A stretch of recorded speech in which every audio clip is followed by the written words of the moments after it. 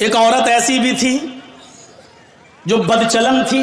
اس نے ایک جنگل میں ایک کتے کو دیکھا جو گیلی زمین کے پاس بیٹھ کر اپنی زبان سے گیلی زمین کو چاٹ رہا ہے. گویا کہ وہ پیاسا ہے اور اس گیلی زمین سے کچھ پانی لینا چاہتا ہے, لیکن گیلی زمین سے پانی نہیں مل رہا ہے. حدیث کے الفاظ ہیں, اس عورت کو اس کتے پر رحم آ گیا. اس نے اپنا موزہ اتارا.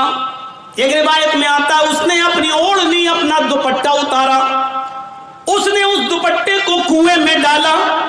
ایک حدیث میں آتا ہے کہ اس نے اپنا موزہ, چمڑے کا موزہ چلتا تھا, وہ چمڑے کا موزہ اتارا, اپنی اوڑھنی میں باندھا اور اس اوڑھنی کو چمڑے کے موزے کے ساتھ جب کنویں میں ڈالا تو کنویں کا پانی اس موزے میں, اس چمڑے کے ساکس میں آ گیا.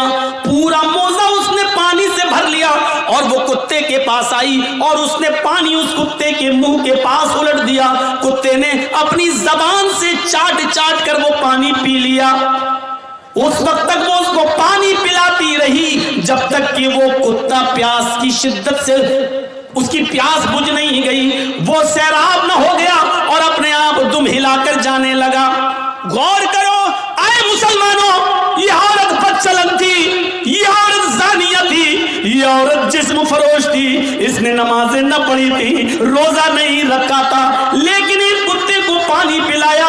وہ رحمان اور رحیم کی رحمت ایسی جوش میں آئی, اس رب العالمین کی رحمت ایسی جوش میں آئی کہ جب یہ عورت مری تو اللہ کو اس کی یہ نیکی پسند آئی اور اللہ نے اس عورت کو جنت کے اندر داخل کر دیا.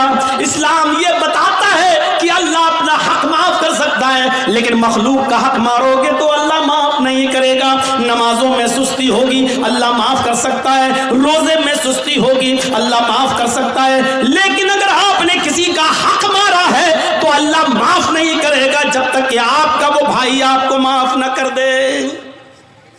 کتنے لوگ بیٹھے ہیں یہاں پر, کتنے یتیموں کا حق مارے بیٹھے ہوں گے, کتنا اپنے بھائیوں کا حق مارے بیٹھے ہوں گے, اور ان سب کے حق نہیں بھی مارے ہوں گے تو اپنی بیٹیوں کا اور اپنی بہنوں کا حق تو مارے ہی ہوں گے. کتنے لوگ ہیں جو یہ کہہ کے جاتے ہیں کہ میرے مرنے کے بعد میرے بیٹوں کے ساتھ ساتھ میری بیٹی کو بھی ہماری وراثت میں سے قرآن و حدیث کے مطابق حصہ دے دینا. اور کتنے ایسے لوگ ہیں کہ باپ کے مرنے کے بعد اپنے باپ کی وراثت میں بیٹوں کے ساتھ ساتھ وہ اپنی بہنوں کو بھی حق دیتے ہیں. اور کتنے ایسے بھائی ہیں وہ مجھے بتائیں کھڑے ہو کر کہ جنہوں نے اپنی پراپرٹی میں سے اپنی بہنوں کو بھی حصہ دیا ہو.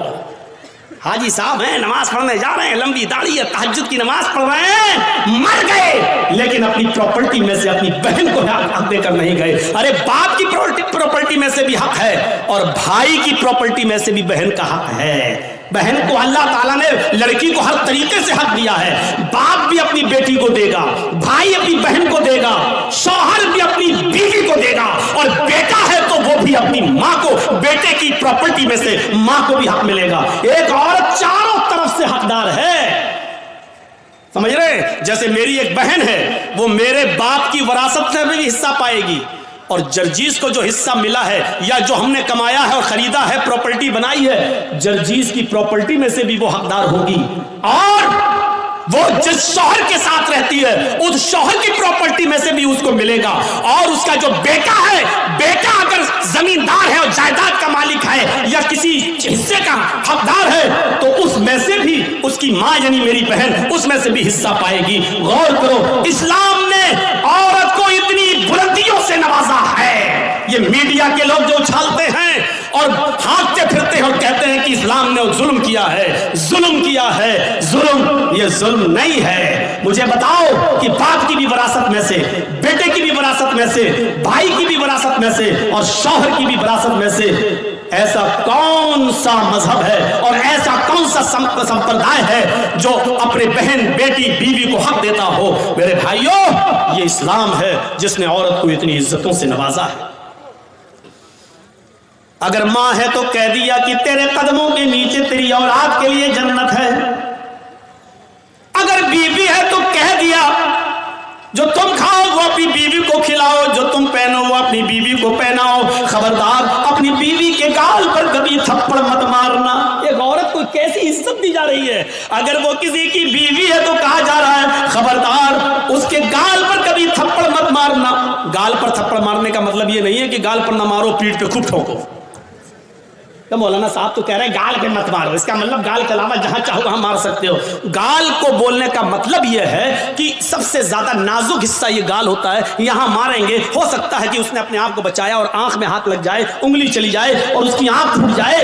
तो जब इतने नाजुक जगह पर मारने का हक नहीं दिया है, तो औरत को मारने का मतलब यह ना गाल पर कि कहीं ना मारो।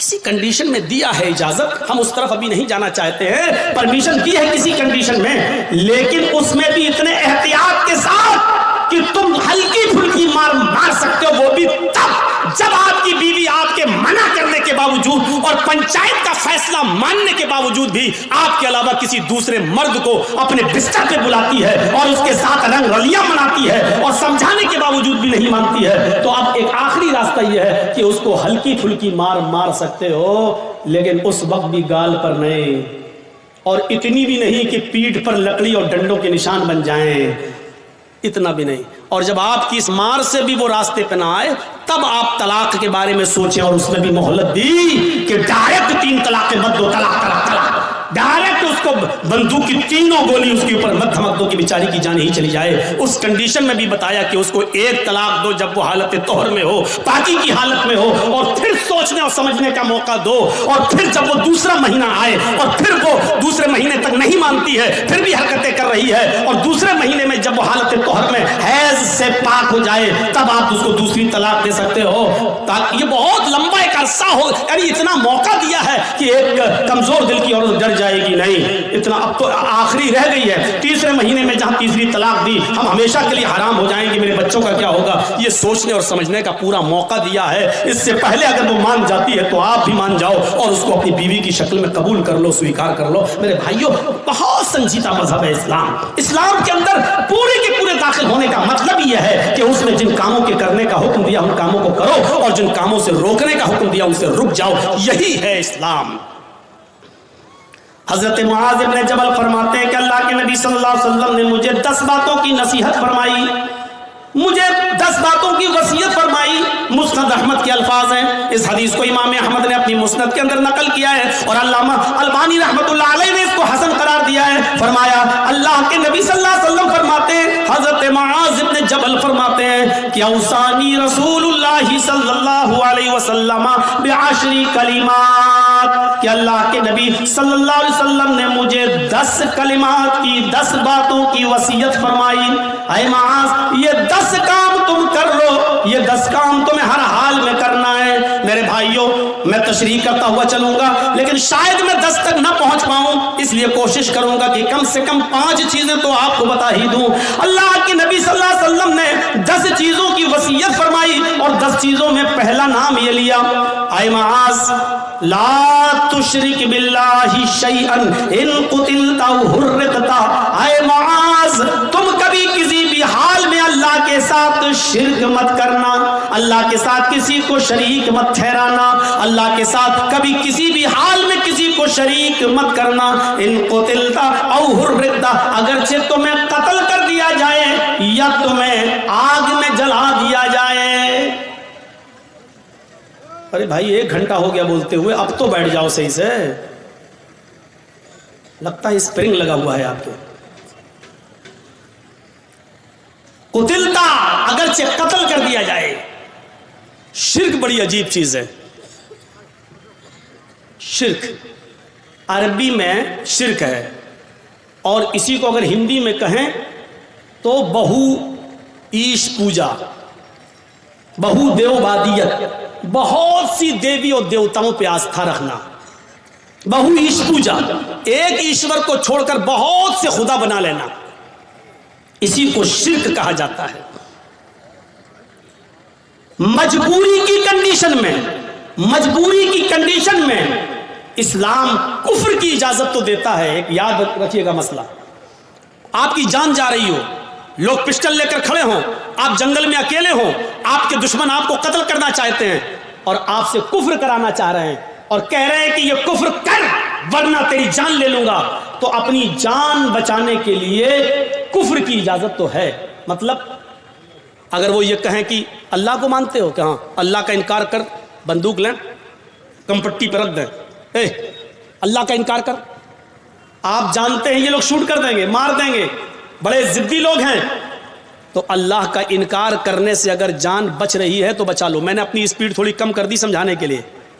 سمجھیے پہلے کفر کس کو کہتے ہیں اور شرک کس کو کہتے ہیں. کفر بھی حرام ہے, شرک بھی حرام ہے, لیکن کنڈیشن دیکھیے کیا ہے. اسلام کے اندر سور کا گوشت بھی حرام ہے, لیکن اگر جان جا رہی ہے آپ کی, جان جا رہی ہے آپ کی, اور حلال چیز کوئی نہیں مل رہی ہے, تو جان بچانا بھی فرض ہے. اگر آپ کو سور کا گوشت مل رہا ہے کھانے کے لیے تو اسلام پرمیشن دیتا ہے کہ اگر سور کا گوشت کھا کر جان بچ رہی ہے تو جان بچا لو, لیکن پیٹ بھر کے نہیں کھانا ہے, صرف اتنا ہی کھانا ہے جتنے میں کھا کر تمہاری جان بچ سکتی ہو. یہ کنڈیشن ہے, جان بچانا فرض ہے. لیکن کہیں فرض ہونے کے باوجود اسلام کیٹیگری دیکھیے, مجبوری ہے اور جان جانے والی ہے. کفر سے کرنے سے تو جان بچ رہی ہے. اللہ کے نبی فرماتے ہیں کہ کفر سے جان بچ رہی ہے تو بچا لو, لیکن دل سے اللہ کا انکار مت کرنا. ان کے منہ پہ کہہ دینا ہاں نہیں میں اللہ کو مانتا ہی نہیں ہوں, میں اللہ کو مانتا. صرف زبان سے کہنا, دل میں عقیدہ نہیں ہونا چاہیے. اور جب وہ چھوڑ دیں تمہیں تو گھر پہ آؤ کہ اللہ تو میرے دل کا حال جانتا ہی ہے, میں نے مجبوری میں کہہ دیا تھا, اے اللہ میں دل سے تجھے مانتا ہوں اور تیرا اقرار کرتا ہوں, اشہد ان لا الہ الا اللہ و اشہد ان محمدا عبدہ و رسولہ. آپ کا اسلام کوئی فرق نہیں پڑے گا, کیونکہ آپ نے جان بچانے کے لیے اللہ کا انکار کیا. اللہ کا انکار کرنے سے جان بچ رہی ہے تو بچا لو. لیکن یہاں کنڈیشن کیا ہے, لا تشرک باللہ شیئا ان قتلت او حرقت. یہاں اسلام, اللہ کے نبی کیا کہہ رہے ہیں, اگر تجھے قتل بھی کر دیا جائے اور تجھے جلا دیا جائے, آگ میں ڈال دیا جائے, یہ کام کرا لینا, لیکن شرک مت کرنا اللہ کے ساتھ. اللہ کے ساتھ شرک مت کرنا. مولانا جرجیس مر گئے, جرجیس کی قبر بن گئی, جرجیس کا مزار بن گیا. بیٹا بیٹی اللہ سے مانگو, آئے اللہ 10 سالیں ہو گئی, بیٹا نہیں ہوا, بیٹی نہیں ہوئی, اللہ مجھے نیک بیٹا دے, مجھے نیک بیٹی دے. ٹھیک ہے, اب آپ جرجیس کے پاس قبر پہ چلے جاؤ, مزار پہ, اور کہو بہت اچھے آدمی تھے, آئے اللہ تو ڈائریکٹ میری نہیں سنتا ہے, ان کے وسیلے سے ہم دعا کر رہے ہیں, جرجیس صاحب تم میری دعا لے کے اللہ کے پاس چلے جاؤ, جرجیس صاحب مجھے اللہ سے بیٹا بیٹی دلوا دو. یہی شرک ہے. میں نے کہہ دیا جو کہنا تھا. سمجھداروں کے لیے اشارہ کافی ہے, کوئی ضروری ہے کسی کا نام لیا جائے؟ جب بغیر نام لیے بات بن رہی ہو تو نام نہیں لینا چاہیے. میرے بھائیوں, میں نے اپنا نام لے لیا اور کلیئر کر دیا, یہ شرک ہے کہ اللہ کو چھوڑ کر کسی اور کو پکارا جائے, کسی اور سے مانگا جائے.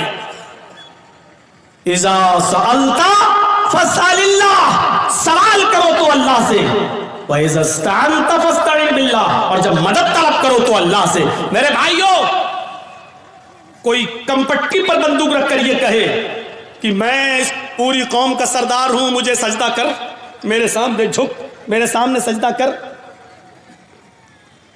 یا میرے سردار کو سجدہ کرو, یہ میرے سردار ہیں, تو اللہ کا انکار کر کے جان بچ رہی ہے تو بچا لو. لیکن اگر کسی کو سجدہ کر کے جان بچ رہی ہے تو یہاں اسلام آپ کو جان بچانے کی اجازت نہیں دیتا, سجدہ کرنے کی اجازت نہیں دیتا. یہاں کہا ہے اللہ کے رسول نے, اے معاذ شرک مت کرنا, اللہ کا انکار کر کے جان بچ رہی ہے تو بچا لینا, لیکن اگر اللہ کے علاوہ کسی غیر کو سجدہ کرنا پڑے تو کسی غیر کے سامنے سر جھکا کر اپنی جان مت بچانا. اگر وہ تمہیں مارنا چاہیں تو مار دیں, قتل کرنا چاہیں تو قتل کر دیں, حرقہ جلا کر آگ میں ڈال کر تمہیں کوئلہ بنانا چاہیں تو بنا دیں, راکھ کرنا چاہیں تو کر دیں. یہ اپنے جسم کو دنیا میں کرا لینا, لیکن کسی غیر کے سامنے سجدہ مت کرنا. اوف, اب آپ سمجھ گئے کتنی امپورٹنٹ بات ہے. اب ہر مسلمان غور کرے کتنا % مسلمان ہے. پہلے تو یہ غور کرے کہ وہ مسلمان ہے یا نہیں, پھر یہ غور کرے ہے تو کتنا % وہ مسلمان ہے. مجھے تو نہیں لگتا کہ کوئی آدمی 10% بھی کہہ سکے کہ میں 10% بھی مسلمان ہوں. آگے آنے والے واقعات, ابھی ہم چل رہے ہیں آپ کی طرف. میرے بھائیوں, عقل بھی نہیں مانتی اس بات کو. آپ بتائیے, آپ یہاں رہتے ہو بھلکی میں, اور آپ کی بیوی بھلکی میں رہتی ہے, اور آپ محنت کرنے دلی گئے, اور دلی میں کوئی آدمی محنت کر رہا ہے, یہاں سے آیا بیچارہ اور وہ گھومنے آیا, آپ ہی کے گاؤں کا ہے بھلکی کا.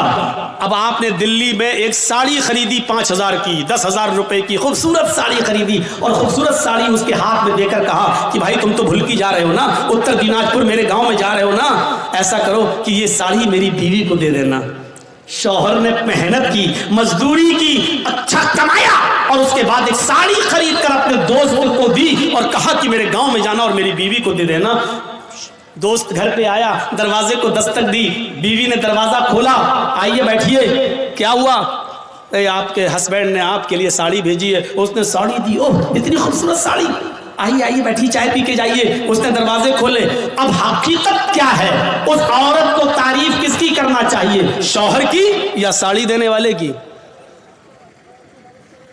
آپ کی عقل بھی کہے گی یار جس نے ساڑی بھیجی ہے اس کی تعریف، کتنے اچھے ہیں میرے شوہر، دیکھو اتنی دور سے بھی مجھ سے کتنا پیار کرتے ہیں اور مجھے کتنا مانتے ہیں، میرا خیال رکھتے ہیں، ساڑی بھیجی. اب وہ عورت بجائے شوہر کے تعریف کرنے کے اپنے دل کے سارے دروازے اس ساڑی لانے والے کے لیے کھول دے. ایکسکیوز می، آئیے چائے پی لیجئے، آپ کتنے اچھے ہیں، آپ ہمارے لیے ساڑی لے کے آئے ہیں، چلیے کہیں ڈیٹ پہ چلتے ہیں، چلیے کہیں گھومنے چلتے ہیں. اسی کی تعریف کے پل باندھنے لگے. اور شوہر کو اگر پتہ چل جائے دلی میں بیٹھے ہوئے آج کے اس کمپیوٹرائزڈ دور کے اندر کہ کمبخت ساڑی میں نے بھیجی، اور بے غیرت دل دے بیٹھی ساڑی دینے والے کو وہیں سے موبائل کرے گا، فون کی گھنٹی بجے گی، بیوی اٹھائے گی، کچھ سنے گا نہیں، کہے گا طلاق طلاق طلاق. کم وقت ساڑی میں بھیجوں تعریف دوسرے کی کر رہی ہے، ساڑی میں بھیجوں گھوم رہی دوسرے کے ساتھ.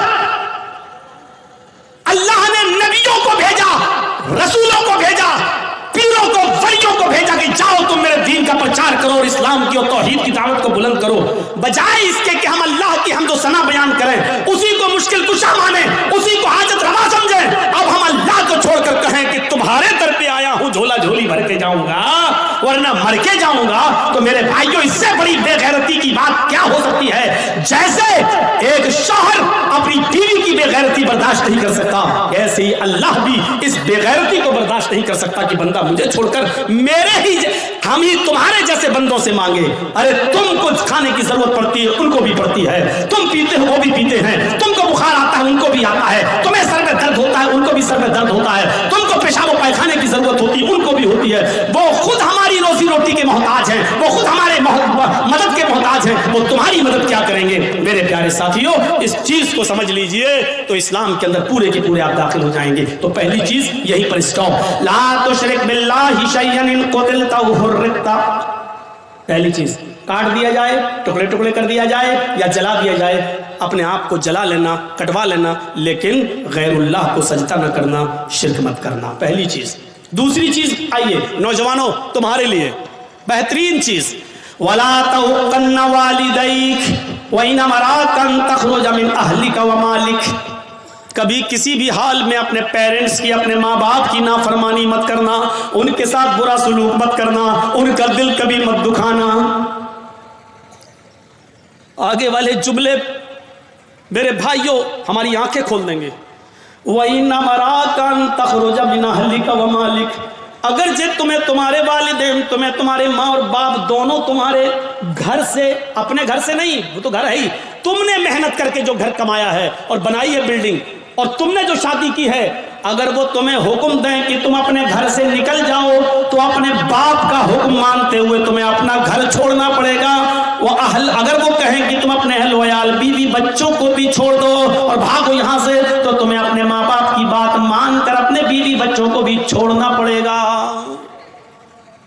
یہ ایک الگ مسئلہ ہے کہ اگر باپ غلطی پر ہو اور بیٹے کی غلطی نہ ہو. میں ابھی اس طرف نہیں جانا چاہ رہا ہوں، میں صرف یہ بتانا چاہتا ہوں کہ ماں باپ کا مقام کتنا بڑا ہے اور والدین کی اہمیت کتنی بڑی ہے. اللہ کے نبی کہہ رہے ہیں گھر تمہارا، تم نے محنت کر کے کمایا بنایا ٹھیک، لیکن اگر تمہارے باپ کا جرجیز جاؤ یہاں سے، جرجیز کو اپنی کمائی والا گھر چھوڑنا پڑے گا باپ کا حکم مانتے ہوئے. یہ تمہاری بیوی بڑی نافرمان ہے، اللہ کی ناشکری ہے، چھوڑو اس کو، چلو ہمیں چھوڑنا پڑے گا. اور اس کی ایک مثال میں آپ کو دینا چاہتا ہوں، ذرا سنیے گا. حضرت ابراہیم علیہ السلام اپنے بیٹے اسماعیل علیہ السلام سے ملک شام میں ملنے کے لیے گئے. دروازے کو دستک دی، ان کی بیوی نے دروازہ کھولا. ذرا سنیے گا، بڑا دلچسپ واقعہ ہے، میں نے آہستہ اسپیڈ کم کر دی ہے تاکہ آپ کو سمجھاؤں۔ ابراہیم علیہ السلام اپنے بیٹے سے ملنے گئے، دروازے کو دستک دی، بہو نے، بیٹے کی بیوی نے دروازہ کھولا، اور جیسے ہی دروازہ کھولا تو کیا دیکھتی ہے؟ سامنے ایک بوڑھا آدمی کھڑا ہے۔ کہا السلام علیکم، کہا وعلیکم السلام۔ کہا مجھے اسماعیل سے ملنا ہے۔ بیوی کو نہیں معلوم کہ یہ میرے سسر ہیں، لیکن سسر کو معلوم ہے کہ یہ میرے بیٹے اسماعیل کا گھر ہے اور یہ اس کی بیوی ہے، لیکن بتا نہیں رہے کہ میں تمہارا سسر ہوں۔ کہا کہ بیٹی مجھے تمہارے ہسبینڈ سے ملنا ہے، مجھے تمہارے شوہر سے ملنا ہے۔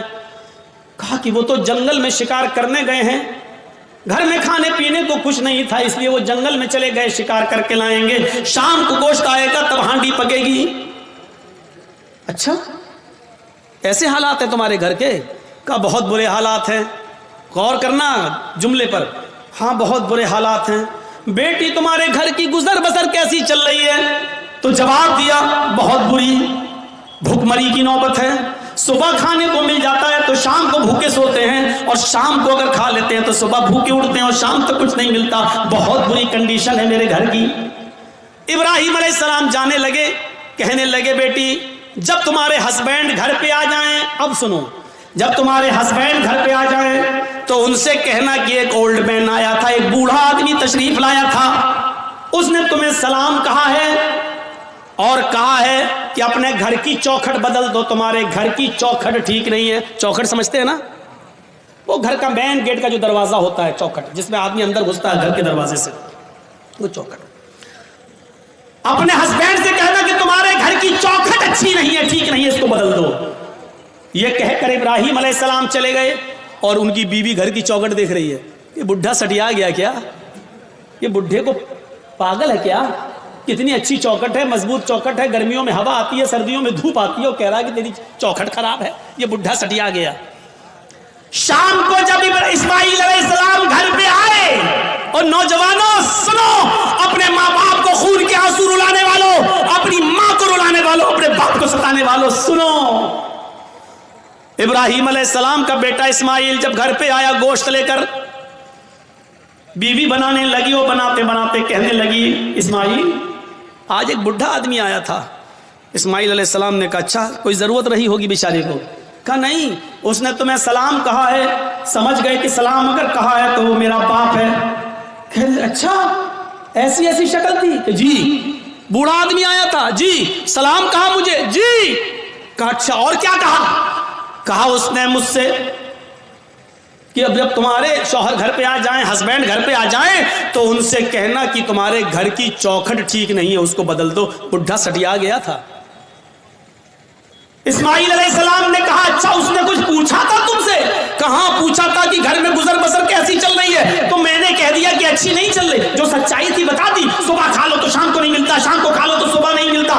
انہوں نے کہا بس یہی تمہارا جملہ سن کر، یہی ورڈز سن کر انہوں نے کہا کہ اپنے گھر کی چوکھٹ بدل لو۔ کیا مطلب؟ کہا میری بیوی، انہوں نے جب یہ دیکھا کہ تم نے اللہ کا شکر ادا نہیں کیا، جب پوچھا کہ گھر کی گزر بسر کیسی چل رہی، تو تمہیں کہنا چاہیے تھا کہ الحمدللہ اللہ نے مجھے جس حال میں رکھا ہے اللہ کا شکر ہے، بس زندہ ہوں، اور اللہ مجھے جس حال میں بھی رکھے میں ہمیشہ اس کے دیے ہوئے رزق پر خوش ہوں، وہ جس حال میں بھی مجھے رکھتا ہے میں اس کی دیے ہوئے رزق پر میں راضی ہوں، خوش ہوں۔ تمہیں یہ جملے کہنا چاہیے تھا، لیکن تم نے اللہ کی نافرمانی کر دی، تم نے یہ کہہ دیا کہ مجھے اچھی زندگی نہیں مل رہی ہے، میں بڑی تنگستی میں اپنی زندگی گزار رہی ہوں، میرے باپ نے سوچ لیا کہ تم اللہ کی نافرمان بندی ہو۔ آئے میری بیوی، انہوں نے گھر کی اس چوکھٹ کو بدلنے کے لیے نہیں کہا، جو گھر کی چوکھٹ ہے، یہ دروازے کے اوپر جو چوکھٹ ہے اس کو بدلنے کے لیے نہیں کہا ہے، انہوں نے چوکھٹ بدلنے کے لیے کہا ہے۔ اس کا مطلب یہ ہے کہ انہوں نے اپنی بیوی بدلنے کے، انہوں نے میری بیوی بدلنے کی بات کہی ہے، انہوں نے اشارہ کیا ہے ایسی اللہ کی نافرمان بیوی کو اپنے گھر میں تم مت رکھو، کیوں ایسی عورت کو اپنے گھر میں رکھ رہے ہو جو اللہ کی ناشکر گزار بندی ہے، لہٰذا تم اللہ کی شکر گزار بندی سے نکاح کرو، ناشکر عورت کو طلاق دے دو۔ آئے میری بیوی، میں اپنے باپ کا حکم مان کر تمہیں طلاق دیتا ہوں، کیونکہ میں اپنے باپ کی نافرمانی نہیں کر سکتا، تم میری زوجیت سے بے دخل ہو رہی ہو، میں تمہیں چھوڑ رہا ہوں، میں تمہیں طلاق دے رہا ہوں۔ اس زمانے میں طلاق کا جو پروسیسر تھا اس حساب سے انہوں نے طلاق دے کر اپنی بیوی کو جدا کر دیا، اپنے باپ کی بات مانتے ہوئے۔ آج کے زمانے میں کوئی لڑکا اپنے باپ کی بات مانے گا؟ ارے باپ کی بات تو چھوڑو، شادی کے 2-4 مہینے کے بعد وہ ایسا بیوی کا غلام ہوتا ہے کہ پھر اپنی اماں سے کہتا ہے چپ تو نہیں سمجھے گی. اوف کوئی بات ہو رہی ہے کہتا ہے تو نہیں سمجھے, بیچ میں کیوں بولتی ہے, تو نہیں سمجھے گی. اس کو کہہ رہا ہے کہ تو نہیں سمجھے گی. اس ماں سے جو بچپن میں تیرے رونے سے سمجھ جاتی تھی کہ تو دودھ کے لیے رو رہا ہے یا تیرے کاندھے میں یا پیٹ میں درد ہے, جو بچپن میں تیری چیخ اور تیرے رونے کی آواز سے پہچان لیتی تھی کہ تجھے بھوک لگی ہے یا تیرے جسم کے کس حصے میں درد ہے, تو اس ڈاکٹر سے, اللہ کی قسم ماں سے بڑا کوئی ڈاکٹر دنیا میں پیدا نہیں ہوا. کتنی بھی بڑی وہ MBBS اور MS اور MD کی ڈگری لے لے, ماں سے بڑا کوئی ڈاکٹر نہیں ہے, کیونکہ ماں پہچانتی ہے کہ بیٹا یہ رو رہا ہے تو اس کے رونے میں بھوک چھپی ہے یا کہیں درد چھپا ہے. میرے بھائیوں, اس ماں سے کہتے ہو تم, اس ماں سے کہتے ہو کہ تو نہیں سمجھے گی, جو بچپن میں تیرے رونے کی آواز سے سمجھ جایا کرتی تھی. جب تو بولنا نہیں جانتا تھا تو جانتی تھی کہ تو کیا چاہتا ہے, تو تیرا ارادہ کیا ہے, تیرے پیٹ میں درد ہے یا تیرے جسم میں درد ہے یا تیرے سر میں درد ہے, وہ اس وقت تجھے سمجھتی تھی. اور آج تو اتنا بڑا ہو گیا ہے, آج اتنا عقل مند ہو گیا ہے, آج تیری پوزیشن اتنی اونچی ہو گئی ہے کہ تو اپنی ماں سے اتنی جرأت اور اتنی ہمت کہ اپنی ماں سے کہتا ہے تو نہیں سمجھے گی. اوف. حضرت ابراہیم علیہ السلام نے دوسری شادی کر لی, پھر 1-2 سال کے بعد پھر اچانک گھر میں آئے. ابراہیم اسماعیل پھر شکار کھیلنے کے لیے گئے تھے, دروازے کو دستک دی, وہ دوسری بیوی نکلی, دروازہ کھولا, کہیے چاچا کیسے آنا ہوا, کہا مجھے تمہارے ہسبینڈ سے ملنا ہے, کہ وہ تو نہیں ہے, جنگل میں گئے ہیں شکار کرنے کے لیے. اچھا تم کیسے رہ رہی ہو؟ الحمدللہ گزر بسر کیسی چل رہی ہے؟ اللہ کا شکر ہے, اللہ نے جس حال میں بھی رکھا ہے ہر حال میں اللہ کی تعریف ہے. فرمایا میری بیٹی جب تمہارے شوہر گھر پہ آ جائیں تو ان سے کہنا کہ ایک بوڑھا آدمی آیا تھا, انہوں نے سلام کہا ہے, اور چلتے چلتے اس نے یہ نصیحت کی ہے کہ اپنے گھر کی چوکھٹ کو برقرار رکھنا, اس کو بدلنے کی ضرورت نہیں ہے. گھر کی چوکھٹ ٹھیک ہے, یہ عورت بھی کہتی ہے بڈھا سڑی آ گیا, بدلنے کی تو کوئی بات ہی نہیں ہو رہی ہے. اسماعیل علیہ السلام جب گھر پہ آئے تو بیوی نے پوری بات بتائی. اسماعیل علیہ السلام خوش ہو کر کہنے لگے میری بیوی وہ میرے باپ تھے اور گھر کی چوکھٹ تم ہو. انہوں نے کہا برقرار رکھنا, اس کا مطلب یہ کہ اپنی بیوی کو اچھی طریقے سے رکھنا یہ اللہ کی بڑی نیک و فرما بردار بندی ہے. باپ کی تمنا یہ ہوتی تھی کہ ہمیں جو ہے میرے بیٹے کو اچھی بیوی ملے, مجھے اچھی بہو ملے, اور جہاں بیٹوں کے حق ہیں باپ کے اوپر وہاں حق ایک یہ بھی ہے کہ وہ اچھی اور دیندار لڑکی سے شادی کرائے. آج کن سے شادیاں کرا رہے ہو اپنی بیٹیوں کی؟ ماں باپ. پہلی بات تو ماں باپ کو بیچاروں کو تو اب دیکھنے کا موقع ہی نہیں ملتا ہے, اب تو لڑکے اور لڑکیاں خود ہی سیٹ کر لیتے ہیں. اب تو ماں باپ بیچارے ان کی بات مان لیتے ہیں, اگر نہیں مانیں گے تو یہ لڑکی میری بیٹی میری ناک کٹا کے رکھ دے گی اور مجھے بدنام کر دے گی, اس لیے جہاں چاہ رہی ہے وہاں کر دو بس. تو یہ ہے. تو میرے بھائیوں ہم غور کریں, جہاں تھوڑی بہت انسانیت باقی ہے, تھوڑا بہت دین باقی ہے, جہاں کی اولاد آج بھی شادی کے معاملات اپنے ماں باپ کے اوپر چھوڑ دیتے ہیں, وہ ذرا غور کریں ان کے ماں باپ کی اپنے بچوں کی شادیاں کس جگہ کرا رہے ہیں. حضرت عمر فاروق کے پاس ایک شخص آیا, اپنے بیٹے کی شکایت کرنے لگا کہ میری اولاد ایسی, میرا بیٹا ایسا, میرا کہنا نہیں مانتا. حضرت عمر فاروق نے اس کے بیٹے کو بلایا اور باپ کے سامنے اتنا ڈانٹا کہ تمہیں شرم نہیں آتی, اپنے باپ کو ستاتے ہو, اپنے باپ کی نافرمانی کرتے ہو, اپنے باپ کو رلاتے ہو, تمہیں شرم آنی چاہیے. بہت کچھ ڈانٹنے کے بعد بیٹے نے کہا کہ امیر المومنین ہو گئی بات؟ کہاں, میں نے تمہیں سمجھا دیا ہے کہ آپ نے بیٹے کا حق تو بتا دیا بیٹوں کے, یہ باپ کے ساتھ یہ کرے ٹھیک ہے, لیکن باپ کے اوپر بھی بیٹے کا کچھ حق ہے کہ نہیں؟ حضرت عمر نے کہا ہاں ہے. جب وہ پیدا ہو تو اس کو اچھی تربیت دے, 7ویں دن اس کا عقیقہ کرے اور اچھا نام رکھے, اور جب بیٹا بڑا ہو جائے تو اس کی دیندار اچھے گھرانے میں, نیک گھرانے میں اس کی شادی کرا دے.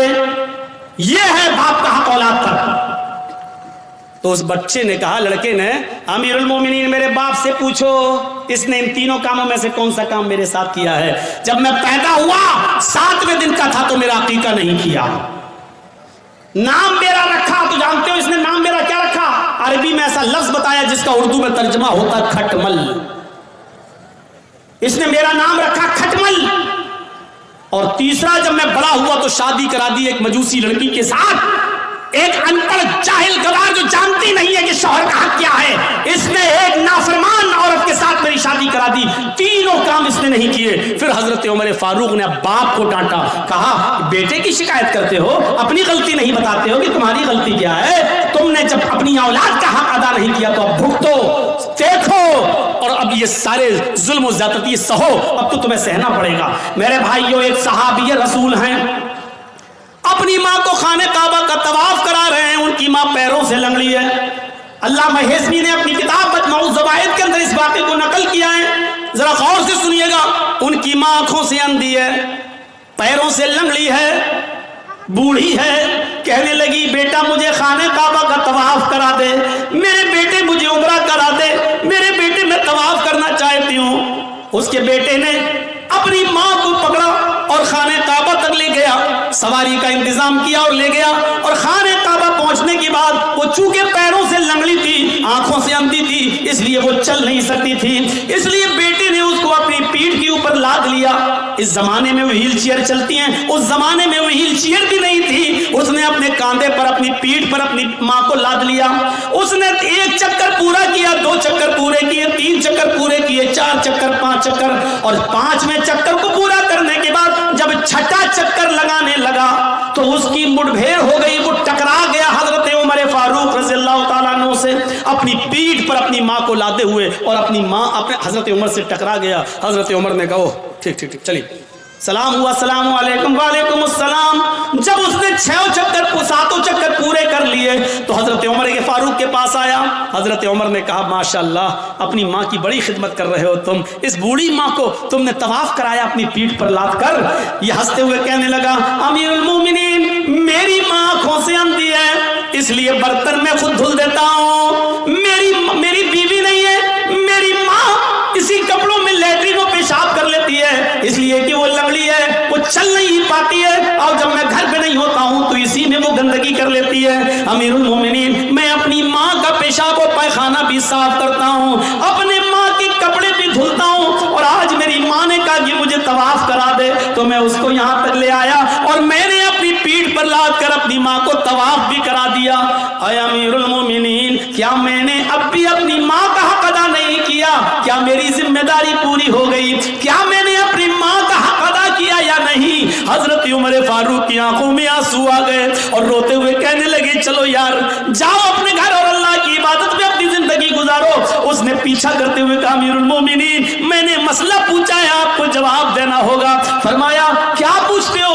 کہا یہ بتاؤ میں پیشاب صاف کروں، پائخانہ صاف کروں، اپنے ماں کے کپڑے دھلوں، اپنے ہاتھ سے کھانا بناؤں، اپنے ہاتھ سے ماں کو کھانا کھلاؤں، اپنی پیٹھ پر لاد کر میں خانہ کعبہ کا طواف کراؤں، پریکرما کراؤں، کیا اس کے بعد بھی میں نے اپنی ماں کا حق ادا کیا یا نہیں کیا؟ حضرت عمر کہتے ہیں سن، جب تجھے تیری ماں جن رہی تھی، جب تجھے تیری ماں پیدا کر رہی تھی، جب اپنے پیٹ سے تجھے باہر کر رہی تھی، اس کو جو درد ہو رہا تھا، جو لیور پین ہو رہا تھا، اس کو جو درد ہو رہا تھا تجھے جنتے وقت، تجھے پیدا کرتے وقت، اور اس درد میں جو اس نے پہلی آہ نکالی، جو اس نے درد میں پہلی آواز نکالی، آہ، اس نے اپنی زبان سے جو پہلا جملہ ادا کیا، آہ، جو اس نے آہ کی آواز نکالی، اے میرے دوست ابھی تو نے اپنی ماں کی پہلی آہ کا بھی حق ادا نہیں کیا، تو اس کی پوری جیون کا اور پوری لائف کا اور پوری زندگی کا حق ادا کیا کرے گا؟ ابھی تو نے اس کی پہلی چیخ کا بھی حق ادا نہیں کیا، اس کی زندگی کے حق کے بارے میں پوچھتا ہے کیا ادا ہو گیا؟ ابھی تو ایک آہ کا بھی حق ادا نہیں ہوا۔ یہ ہے ماں کا مقام، یہ ہے ماں کا مرتبہ، یہ ہے ماں کا درجہ۔ اگر آپ نماز پڑھتے ہیں لیکن آپ کی ماں آپ سے خوش نہیں ہے تو بیکار ہے آپ کی نماز۔ آپ روزہ رکھتے ہیں، آپ کی ماں آپ سے ناراض ہے تو بیکار ہے آپ کے روزے۔ آپ کتنی بھی عبادتیں کر لیں، کتنی بھی اللہ کی پوجا پاٹ کر لیں، کتنی بھی قرآن کی تلاوت کر لیں، لیکن آپ کے ماں اور باپ آپ سے ناراض ہے تو آپ کی عبادتیں آپ کے منہ پہ ماری جا رہی ہیں۔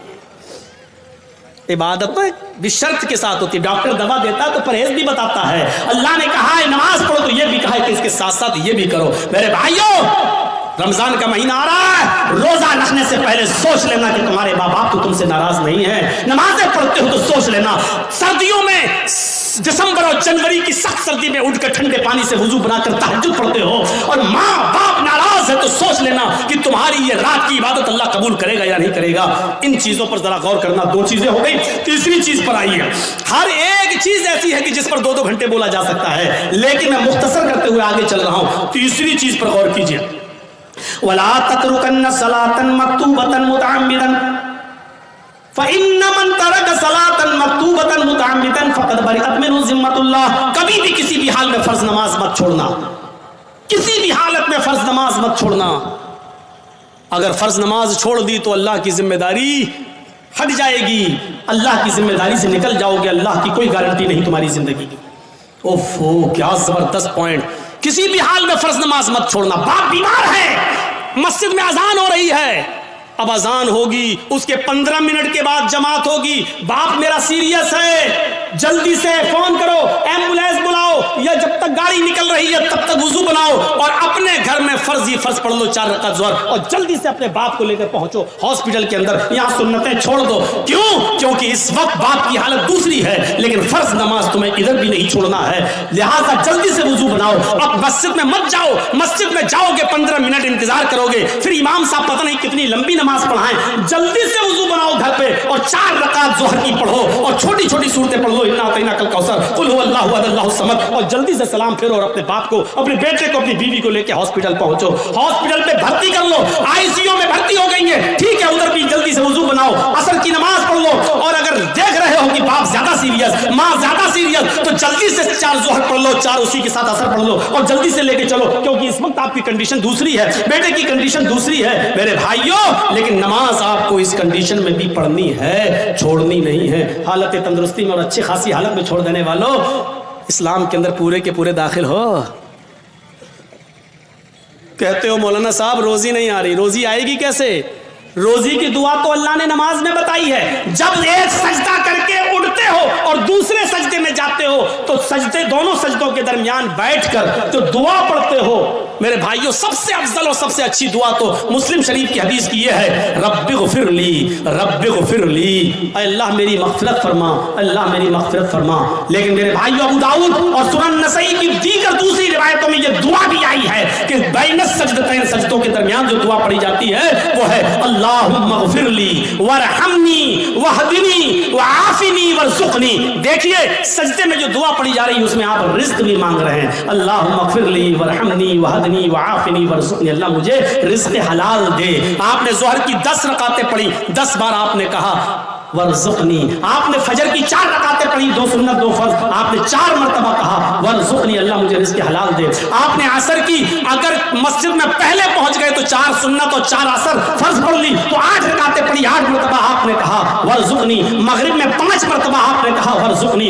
इशाम में कम से कम 7 रकातें हैं, 4 फर्ज 2 सुन्नत और 1 वित्र, आपने 7 मरतबा कहा वरज़ुक़नी। गौर करो, जो इतनी बार अल्लाह से रिज़्क़ मांगेगा, रोजी मांगेगा, अल्लाह उसको मायूस करेगा, अल्लाह उसको निराश करेगा, अल्लाह उसको ना उम्मीद लौटाएगा? नहीं। तो आपको रिज़्क़ हलाल मांगने की दुआ अल्लाह ने बताई है और वो है नमाज। नमाज ही नहीं पढ़ोगे, अल्लाह से मांगोगे ही नहीं, तो अल्लाह क्यों देने लगा तुम्हें?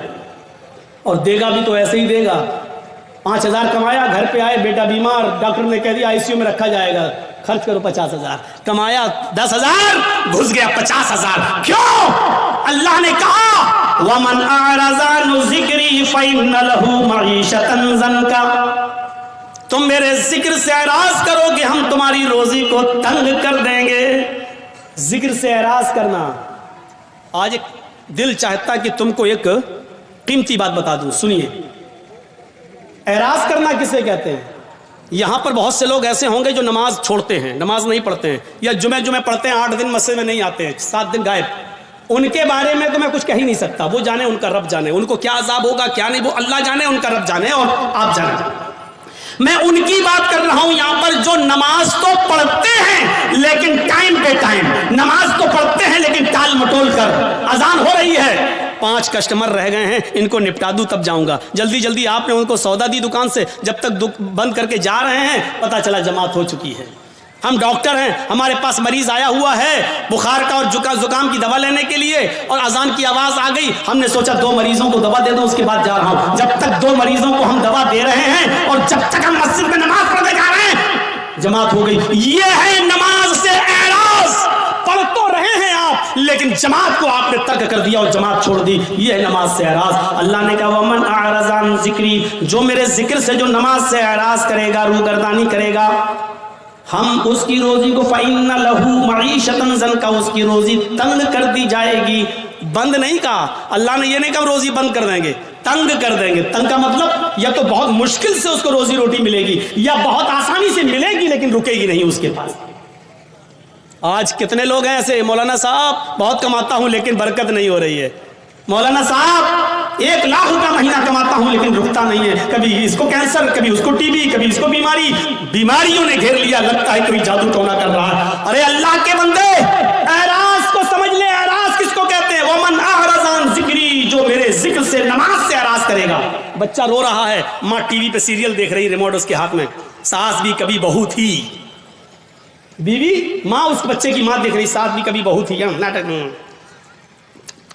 چپس کھاتی جا رہی، چائے پیتی جا رہی ہے اور ناٹک دیکھتی جا رہی ہے، ڈرامہ. ادھر بچہ رو رہا ہے، ماں جانتی ہے کہ بچہ دودھ کی وجہ سے رو رہا ہے، لیکن سوچ رہی ہے نہیں 10 منٹ کا ڈرامہ رہ گیا، 10 منٹ اور دیکھ لوں. بچہ رو رہا ہے لیکن سیریل دیکھنے میں لگی ہوئی ہے. کیا کہا جائے گا؟ ماں نے بچے سے اعراض کیا. جب سیریل ختم ہو گیا، ماں نے بچے کو اٹھایا اور دودھ پلایا. دیکھیے دودھ پلا رہی ہے لیکن پھر بھی اس نے اپنے بچے سے اعراض کیا، روگردانی کی اپنے بچے کے ساتھ. اس کو کہا جاتا ہے اعراض کرنا. آدمی نماز تو پڑھ رہا ہے لیکن مریضوں کو پورا دیکھنے کے بعد آ رہا جماعت ختم ہو گئی. نماز تو پڑھ رہا ہے لیکن دکان کے سارے کسٹمر کو نپٹا کے آ رہا ہے، جماعت ختم ہو گئی. اس کو کہا جاتا ہے اعراض کرنا. ماں دودھ تو پلا رہی ہے لیکن سیریل دیکھنے کے بعد، آدمی نماز تو پڑھ رہا ہے لیکن اپنی دکانداری پوری کرنے کے بعد، تو آپ نے اللہ کے لیے چھوڑا کیا ہے؟ آپ نے اللہ کے لیے چھوڑا کیا ہے؟ قربانی کیا دی ہے؟ قربانی تو یہ تھی، آواز آئی حی علی الصلاۃ اور سامنے والا 10,000 روپے کا کسٹمر ہے. آپ کہہ دو کہ جا میں نماز پڑھنے جا رہا ہوں، اگر نماز نہیں پڑھوں گا میں نماز کے بعد بھی تمہیں دوں گا، جاؤ نماز پڑھ لوں اس کے بعد آنا. حی علی الصلاۃ کی آواز سنتے ہی مسجد کی طرف چلے جاؤ. وہ کہنے لگا کہ میں 10,000 روپے کا سامان لینے آیا.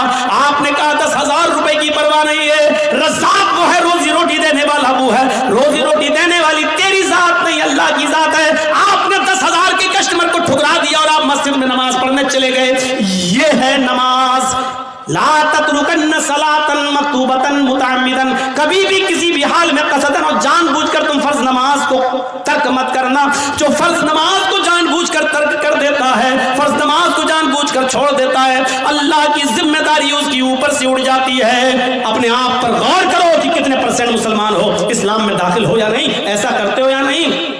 اب تو بڑا مشکل ہو جائے گا. اکثر لوگ ہمارے بھائی یہاں بیٹری والا رکشہ چلاتے ہیں بیچارے، اب پیسنجر کو لے کے جا رہے ہیں رکشے پہ، اذان کی آواز آئی حی علی الصلاۃ، اس کو وہیں رکشہ روکنا پڑے گا، فوراً مسجد میں بھاگنا پڑے گا. مولانا صاحب کیا کریں؟ ہاں سن لو، علماء کی موجودگی میں فتویٰ آپ کے سامنے دے رہا ہوں، اور یہ فتویٰ میرا نہیں، عبداللہ ابن باز کا فتویٰ ہے، شیخ صالح العثیمین کا فتویٰ ہے. اور فتویٰ یہ ہے کہ ہر وہ نوکری، ہر وہ بزنس، ہر وہ کاروبار حرام ہے اسلام کے اندر جس کاروبار کی وجہ سے اور جس بزنس کی وجہ سے آپ کی نماز چھوٹ رہی ہو. اسلام میں اس کاروبار کو حرمت حرام قرار دیا گیا ہے. ایسے کاروبار کو اسلام نے حرام قرار دیا ہے جس کاروبار کی وجہ سے آپ کی نماز ترک ہو رہی ہے. نماز ہی نہیں تو پھر مسلمان کس بات کا، نماز ہی نہیں تو پھر اسلام کا ماننے والا کس بات کا. تو میرے پیارے ساتھیوں، ہم بہت بے باک ہیں اپنے انداز میں. میں نے کہہ دیا ہر وہ بزنس، ہر وہ کاروبار، ہر وہ نوکری، چاہے وہ بینک کی نوکری ہو، چاہے وہ سرکاری جاب ہو یا پرائیویٹ جاب ہو. مولانا صاحب میرا مالک بہت بدماش ہے، ہمیں نماز پڑھنے کی اجازت نہیں دیتا ہے. چھوڑ دو، رزاق اللہ تعالیٰ ہے، وہ پرائیویٹ کمپنی کا مالک روزی دینے والا نہیں ہے. اللہ ایک دروازہ بند کرتا ہے تو 100 دروازے کھولتا ہے. میرے بھائیوں، اس عقیدے کے ساتھ نماز پڑھیے اور اس توحید کے ساتھ نماز پڑھیے. اور چوتھی چیز اور بتاؤں گا میرے بھائیوں، 10 چیزوں پہ ہم نہیں چل پائیں گے. چوتھی اور آخری چیز میں اس لیے بتاؤں گا کیونکہ آج ہماری نوجوان نسل اس کی طرف بھاگ رہی ہے، اس لیے یہ بھی سن لو. وَلَا تَشْرَبَنَّ خَمْرًا فَإِنَّهُ رَأْسُ كُلِّ فَاحِشَةٍ. اور آئے معاذ، کبھی کسی بھی کنڈیشن میں شراب مت پینا، اس لیے کہ شراب ہر برائی کی جڑ ہے. شراب مت پینا ویسی حرام ہو گئی. لیکن شراب کا نقصان کیا بتایا؟ فَإِنَّهُ رَأْسُ كُلِّ فَاحِشَةٍ، ہر بیماری، ہر برائی کی جڑ ہے. یعنی آپ شراب پیئیں گے تو کوئی بھی گناہ کر سکتے ہیں. شراب پی کے آدمی گھر میں آیا، ماں نے ڈانٹتے ہوئے کہا اچھا تو شراب پی کے آیا کمینے بے غیرت، شراب پی کے آیا. ہٹ تیری ماں کا، تیری اپنی ماں کو ہی ماں بہن کی گالی دے رہا ہے، اپنی بہن کو ہی گالی دے رہا ہے، اپنی بیٹی کو گالی دے رہا ہے. اس سے بڑا کمینہ اور اس سے بڑا رذیل انسان کون ہو سکتا ہے جو شراب کے نشے میں آ کر اپنی ماں کو گالی دے، اپنے ہی باپ کو گالی دے، اپنی بہن کو اور اپنی بیٹی کو گالی دے، اپنے بھائی کو گالی دے. اس سے بڑا کمینہ انسان اور کون ہو سکتا ہے؟ میں نے خود دلی کے اندر دیکھا، نالی میں پڑا، بیچ سڑک پہ پڑا، پولیس والے لاٹھی مار کے ہٹا رہے، ارے یہاں منتری کی گاڑی جانے والی کمینہ، ہٹ ہٹ ہٹ. تو ہنستے ہوئے کہتا کون منتری؟ اودھی مودی سب میرے باپ کے نوکر ہیں. شراب کے نشے میں پولیس والے کہیں کمینے یہ تو ہماری ڈیوٹی نوکری ہٹوائے گا، ہٹ ہٹ. اس کو ڈنڈے مار رہے. کہ کون گزر رہا؟ کہ منتری آ رہے ہیں، ہٹ یہاں سے. کہ کون منتری؟ اودھی مودی سب میرے باپ کے نوکر ہیں. شرابی کی نظر میں کوئی کسی کی حیثیت نہیں ہوتی، بڑی سے بڑی شخصیت بھی اس کے سامنے زیرو ہوتی ہے. کیوں؟ کیونکہ اس نے جو چیز پی ہے اس نے اس کی عقل کو خراب کر دیا، اس کی عقل کو ڈھانپ لیا، اس لیے اس کی نظر میں بڑی سے بڑی شخصیت بھی کچھ نہیں ہوتی ہے. جب شراب حرام نہیں ہوئی تھی، جب شراب حرام نہیں ہوئی تھی تو نبی کے چچا حضرت حمزہ نے شراب پی لی تھی، اور ایک گانا گانے والی کے گانے کے جوش میں آ کر اس نے کہا الا یا حمزہ للشرف النوا، اے حمزہ تو موٹی اونٹنیوں کے لیے ہے. حضرت علی کی اونٹنی وہیں پر چر رہی تھی، چارہ گھاس کھا رہی تھی. حضرت حمزہ کو جوش میں چڑھا دیا کہ یہ اونٹنی کا کلیجہ ہمیں مل جائے تو کتنا اچھا. وہ گانے والی تھی اور حمزہ شراب کے نشے میں تھے. اٹھائی تلوار، کھنجر اونٹنی کا پیٹ چاک کیا اور کلیجہ نکال کے لائے، اس کو دے دیا، لے. حضرت علی آئے، کہا یہ تم نے کیا کیا؟ میری اونٹنی. کہا جا ہٹ یہاں سے. شراب کے نشے میں حضرت علی کو بھگا دیا. حضرت علی نے اللہ کے نبی سے شکایت کی، اللہ کے رسول ان کے ساتھ آئے. جب وہ آئے کہا چچا یہ کیا کر دیا تم نے؟ علی کی اونٹنی کو کھنجر مار کے مار ڈالا، اس کا کلیجہ نکال لیا. حضرت حمزہ شراب کے نشے میں تھے. بخاری کی روایت، حضرت حمزہ شراب کے نشے میں اللہ کے رسول سے کہہ رہے چل ہٹ، تو میرے باپ کا نوکر ہے، تو میرے باپ کا غلام ہے. میرے بھائیوں، شراب کے نشے میں جب ایک شخص محمد رسول اللہ کو ایسا کہہ سکتا ہے تو اس کا مطلب یہ ہے کہ شراب چھوٹے اور بڑے کی تمیز کو بھلا دیتی ہے. شراب انسان کے اندر سے عزت، رسپیکٹ اور ادب کو کھینچ لیتی ہے. اس لیے نوجوانوں، شراب جیسی منحوس چیز کو اپنے معاشرے سے دور رکھیے، اپنے سماج سے دور رکھیے. آپ کو معلوم ایک سنن نسائی کا واقعہ سنا کر اپنی بات کو ختم کر دوں گا. میرے بھائیوں ذرا سنیے گا سنن نسائی کی روایت. ایک عورت بیوہ تھی اس زمانے میں، پرانے زمانے کی بات. حضرت عثمان اس حدیث کے راوی ہیں، فرماتے ہیں کہ ایک عورت کا شوہر مر گیا. عورت بڑی خوبصورت تھی، اس کی نوکرانی کو، لونڈی کو اس کی بدزنی کے بارے میں معلوم تھا. وہ نوجوان لڑکوں کو تلاش کرتی رہتی تھی اور اپنا ارادہ ظاہر کر کے ان سے غلط کام کرواتی تھی. ایک دن نوکرانی نے بتایا کہ ایک نوجوان ہے، بڑا نیک ہے، نمازی ہے، بہت بڑی عبادت گزار ہے، بہت شریف ہے، لیکن بڑا خوبصورت ہے. کہا کہ اس کو بلا کر لاؤ. نیک آدمی، بہت نیک عبادت گزار آدمی. اس کی نوکرانی نے کہا کہ میری مالکن تم کو بلا رہی ہیں، تم سے کچھ کپڑا خریدنا چاہتی ہیں، کیونکہ وہ کپڑا بیچا کرتے تھے، اپنے سر پر گٹھڑی لاد کر کپڑا بیچتے تھے. تو انہوں نے سوچا چلو کپڑا خریدے گی، ہم دے دیں گے. وہ اس کے ساتھ چلے گئے. نوکرانی ان کو لے کر دروازہ کھولتی ہے، اندر جاتی ہے، دروازہ بند ہو جاتا ہے، دوسرے دروازے کے اندر لے جاتی ہے. جیسے ہی اندر گھستے دروازہ بند ہو جاتا ہے. یہ حضرت کہہ رہے ہیں صاحب کہاں لے کے جا رہی ہو؟ کہا کہ بس ایک دروازہ اور ہے. وہ اور اندر لے گئی، دروازہ بند، سامنے وہی بیوہ عورت بیٹھی ہوئی ہے جس کا شوہر مر چکا ہے. اس نے اپنی نوکرانی کو اشارہ کر کے کہا کہ تم جاؤ، اور ان سے کہنے لگی کپڑا دکھاؤ. اور جیسی کپڑا دکھایا کہا یہ کپڑا یہ کپڑا. وہ قریب آتی گئی اور آتے آتے کہنے لگی ادنو منی، میرے قریب آئیے اور میرے ساتھ ہم بستری کیجئے، میرے ساتھ غلط کام کیجئے. انہوں نے کہا ہٹو، توبہ، استغفر اللہ. یہ بھاگنے لگے. انہوں نے کہا بھاگنے کا کوئی راستہ نہیں، چاروں طرف سے دروازے بند ہو چکے ہیں. کہا کہ تم ڈرو، اللہ کے عذاب سے ڈرایا. لیکن اس عورت کے اوپر کوئی فرق نہیں پڑا. اس نے کہا کہ تم میرے ساتھ یہ کام کر رہے ہو یا نہیں کر رہے ہو؟ کہا کہ نہیں کروں گا. کہا ادھر اندر آؤ. اس ایک اور دروازے کے اندر لے گئی. کیا دیکھتی ہے کہ ایک لکڑی کی ٹیبل رکھی ہوئی ہے. اس لکڑی کی ٹیبل پر ایک خوبصورت چھوٹا بچہ جس کی عمر 5-6 سال رہی ہوگی، خوبصورت بچہ بیٹھا ہوا ہے. اور اسی ٹیبل پر ایک شراب کی بوتل رکھی ہوئی ہے. وہیں پر جا کر یہ عورت بیٹھ گئی. اس نے کہا کہ دیکھو تم بڑے نیک ہو، شریف انسان ہو، میرے چیخنے کی دیر ہے، میرے چلانے کی دیر ہے، چاروں طرف سے تم گھیر لیے جاؤ گے اور میں صرف اتنا بولوں گی کہ اس آدمی نے میری عزت کو چھلنی چھلنی کر دیا. بس تمہارا حال کیا ہوگا؟ تمہاری شرافت نیلام ہو جائے گی اور لوگ کہیں گے اچھا دن میں عبادت اور حال یہ ہے اللہ کی عبادت بھی کرتے ہو اور عورتوں کے ساتھ غلط کام بھی. تمہاری عزت کا جنازہ نکل جائے گا، ارتھی نکل جائے گی. چلو 3 آپشن دیتی ہوں میں تمہیں، ان تینوں میں سے کوئی ایک کام تمہیں کرنا پڑے گا، اس کے بغیر میں نہیں چھوڑوں گی. سنن نسائی کی روایت، اللہ حضرت عثمان فرماتے ہیں کہ اللہ کے نبی نے فرمایا کہ اس عورت نے 3 آپشن دیے. پہلا آپشن، آئے حضرت جی میرے ساتھ زنا کرو، آؤ میں تیار ہوں تمہارے ساتھ غلط کام کرنے کے لیے. کہا نہیں. دوسرا آپشن بتاؤ. کہا دوسرا آپشن یہ ہے کہ اس بچے کو قتل کرو، یہ چھری رکھی ہوئی ہے اس کو مارو. کہا نہیں یہ بھی نہیں کر سکتا. تو کہا پھر شراب پیو، یہ پوری بوتل جو رکھی ہوئی ہے اس کو پی لو اور جاؤ، میں تمہیں جانے دوں گی. 3 کام میں سے کوئی ایک کام تمہیں کرنا ہے. انہوں نے نظر آسمان پہ ڈالی. کہ اللہ زنا کرنا بھی حرام، قتل کرنا اس سے بڑا گناہ، سب سے بڑا گناہ قتل. اس بچے نے میرا کیا بگاڑا جو اس کو میں ماروں؟ قتل نہیں کر سکتا. اس سے چھوٹا گناہ یہ ہے کہ عورت مجھے برے کام کے لیے اکسا رہی ہے کہ برا کام کر لو، میں یہ بھی نہیں کر سکتا. اے اللہ میں قتل بھی نہیں کر سکتا اور یہ بھی نہیں کر سکتا کہ اس کے ساتھ مکالمہ کروں. ان دونوں سے شراب پینا تو چھوٹا گناہ ہے، چلو یہی پی لیتا ہوں کیونکہ بچنے کا کوئی راستہ نہیں ہے اور جان بچانا بھی ضروری ہے، تو چلو حرام چیز پی لیتا ہوں. یہ زنا تو نہیں ہے، یہ کم سے کم قتل تو نہیں ہے، کسی کو بے قصور تو نہیں مار رہا ہوں اور اس کی عزت سے کھلواڑ تو نہیں کر رہا ہوں. اے اللہ میرے جرم کو معاف کر دینا. اس نے یہ کہہ کر شراب کی بوتل اٹھائی اور پوری کی پوری بوتل وہ شراب کی پی جاتا ہے. اس عورت نے کہا رکو ابھی چلے جانا.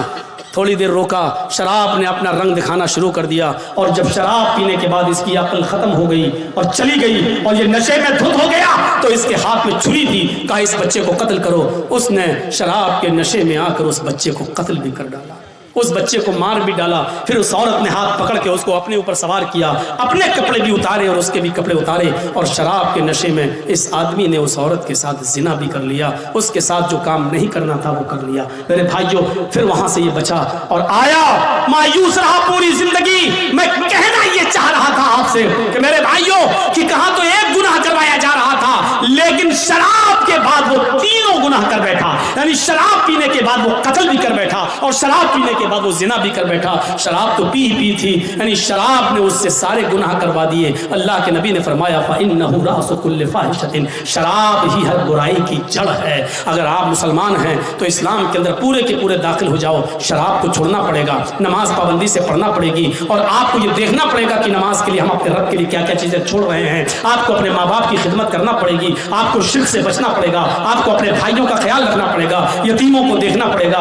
10 چیزیں تھیں لیکن میری ہمت اب جواب دے چکی ہے. کنٹینیو پروگرام کر کر کے میں تھک چکا ہوں. میرے بھائیوں میں آپ سے رخصتی چاہتا ہوں اور یہ میرے بہار کا آخری پروگرام تھا. میں کل اب لکھنؤ کے لیے جا رہا ہوں، مشکل سے 2 دن لکھنؤ رہوں گا اور اس کے بعد پھر میں بامبے چلا جاؤں گا. تو میرے بھائیوں اللہ سے میں دعا کرتا ہوں کہ الہ العالمین ہماری خطاؤں کو معاف فرما دے، ہمیں اسلام کے اندر پورا کا پورا داخل فرما دے. اے اللہ شراب نوشی سے ہمیں بچا لے. اللہ ماں باپ کی خدمت کرنے کی ہمیں توفیق عطا فرما. اے اللہ ہمیں شراب کی حرمت کو سمجھنے کی توفیق عطا فرما اور بار اللہ جب تک تو ہمیں زندہ رہ اسلام پر زندہ رکھنا اور جب ہمارا خاتمہ ہو تو ایمان پر ہمارا خاتمہ فرمانا. وما علینا الا البلاغ المبین وآخر دعوانا ان الحمد للہ رب العالمین.